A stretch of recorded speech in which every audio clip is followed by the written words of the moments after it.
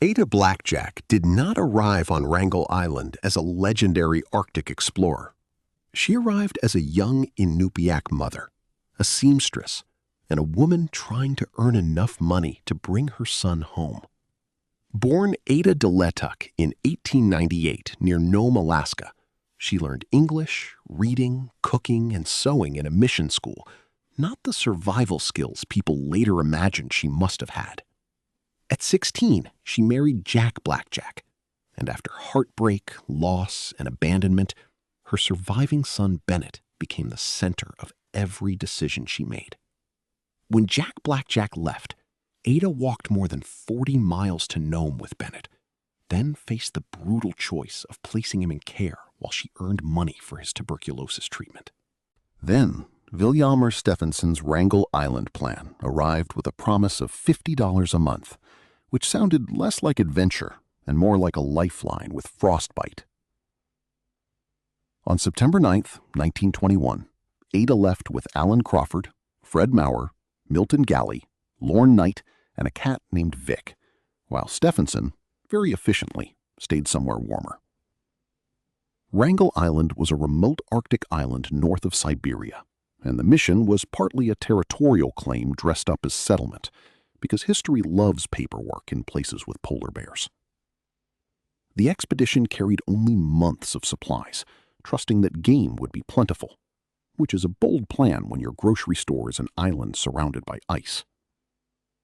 When the ship disappeared from the beach, the men celebrated, but Ada stood apart and cried, already understanding that the Arctic was not interested in anyone's confidence. The first winter pressed them together inside a small camp of canvas, driftwood, smoke, hunger, and tension, while Ada sewed, cooked, cleaned, and tried to become useful enough to survive. Then summer came, the sea ice loosened, and everyone watched for the relief ship that was supposed to end the experiment before the experiment started answering back. Food shrank, ammunition ran low, game became harder to find, and the island quietly explained that Stefansson's friendly Arctic had extremely selective customer service. Knight grew sick with scurvy, the others weakened, and the rescue that should have been a date on a calendar became a rumor somewhere beyond the ice. In January 1923, Crawford, Maurer, and Galley took the remaining sled dogs and crossed the sea ice toward Siberia for help. They were never seen again. That left Ada, Knight, and Vic in a camp where every chore became heavier. Every sound outside mattered, and every day had to be survived before it could become tomorrow.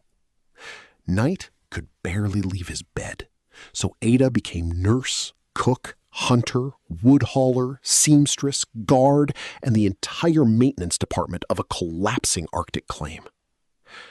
Ada was also getting weak, and she was terrified of polar bears. But terror does not chop wood, so she learned what terror could not do for her. One diary moment shows her practicing with a shotgun on an empty tea tin, proud that she hit it, which is not a superhero origin story so much as a mother filing a progress report to survival.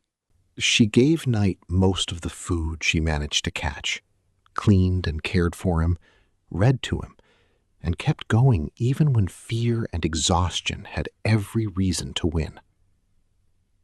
On June 23, 1923, Knight died, and Ada typed a plain record of the date, because even at the edge of the world, somebody had to tell the truth clearly. Afterward, Ada could not move him, so she protected the place with boxes, moved herself to the storage tent with Vic, and became truly alone on Wrangel Island.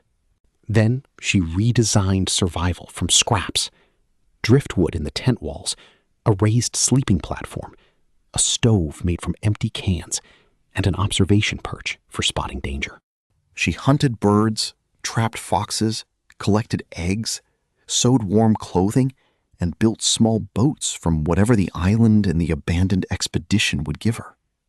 She even sewed moccasins for Bennett, because in her mind, The future still existed, and it had a child in it, waiting for his mother.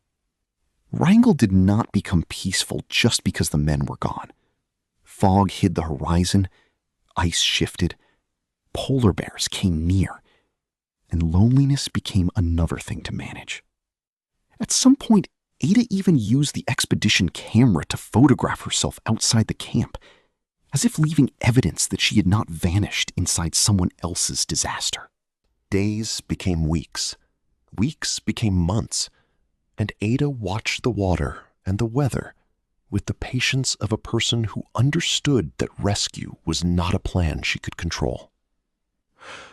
On August 20th, 1923, she heard a noise, rushed outside, and saw a ship breaking through the fog toward the island. At first, she hoped Crawford, Maurer, and Galley might be on board, but Harold Noyce and the crew of the Donaldson brought the news she had been surviving beside without knowing it. The rescue party found Ada alive with Vic, thin and worn down, but so capable that one account suggested she might have survived another year if isolation had not broken first.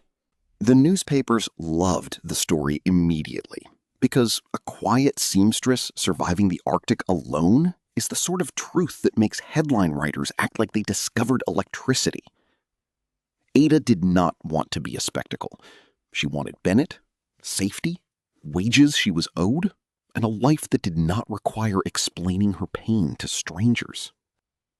Worse, the story made money and reputation for other people, while Ada received less than promised and lived with poverty long after the headlines moved on. She did reunite with Bennett and paid for treatment, but her life after Wrangel still carried illness, hardship, family separation, and the weight of being turned into a symbol. The cleanest version of the story is not that Ada conquered the Arctic. It is that an imperial experiment collapsed, and the person least prepared for it adapted anyway. She survived because she was afraid and kept working, lonely and kept learning, exhausted and kept feeding the next hour until the next hour finally became rescue. That is the part worth remembering. Not the nickname, not the headlines, not the neat adventure shape, but the daily refusal to disappear. Ada Blackjack died in Alaska in 1983, and her grave remembers her as the heroine of the Wrangel Island expedition. So yes, Ada Blackjack was left alone in the Arctic, but she was never the simple miracle history tried to package.